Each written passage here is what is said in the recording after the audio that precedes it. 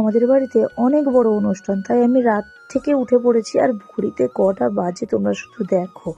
আর রাত্রে উঠে প্রথম আমি পায়েসটা বসিয়ে দিয়েছি, কারণ আমার সোনামা আজকে আমাদের বাড়িতে আসবে। হয়ে গেলে সামলাতে পারবো না, তাই সমস্ত কিছু আগে থেকে একটুখানি গুছিয়ে রাখছি। পায়েস চাপিয়ে দিয়ে বাইরে অন্য কিছু কাজে চলে যাচ্ছে।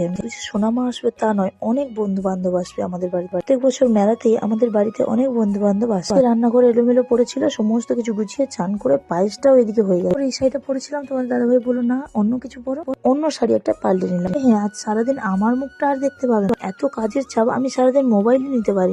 আমার বাবা বসে পড়েছেন খাসি কাটতে। দাদাভাই গোটা নিয়ে এসেছিল, বাড়িতে ডেকোরেশন করানো হচ্ছে। গোটা নয়, একটু বড় বড় সাইজ নিয়ে এসেছিল, তাই আমার বাবা চলে এসছে একটু ডেকোরেশন করতে। খেতে পারলাম না রান্না, সোজা চলে এলাম আমার সোনা মায়ের জন্য সমস্ত কিছু খাবার রেডি করে বসিয়ে দিয়েছি। তো এবার কেমন লাগছে আমার সোনা মাকে? সমস্ত কিছুর মধ্যে ওকে একটু বিরক্তি ভাব লাগছিল। কি বলতো, ছোট বাচ্চা তো, সমস্ত কিছু দেখে একটু অবাক হচ্ছিল। মিষ্টি লাগছে না বলো, সবাই কিন্তু আশীর্বাদ করো ওকে। আমি একটু ওকে পায়েসটা খাইয়ে দিয়েছিলাম, ও কিন্তু সুন্দরভাবে খাচ্ছিল। আবার খাওয়ার আয়োজনটা আর দেখাতে পারলাম না, শুধু সোনামার ভিডিওটা দেখালাম। তারপর চান টান করে আমি একদম বিকেলের দিকে ফ্রেশ হয়ে সবাই বাড়ি চলে গেছে। অনেকে আর অনেকে আছে। কত সুন্দর লাগছে না বলো দিনটা? এরকম দিনটা আবার কবে আসবে জানি না গো।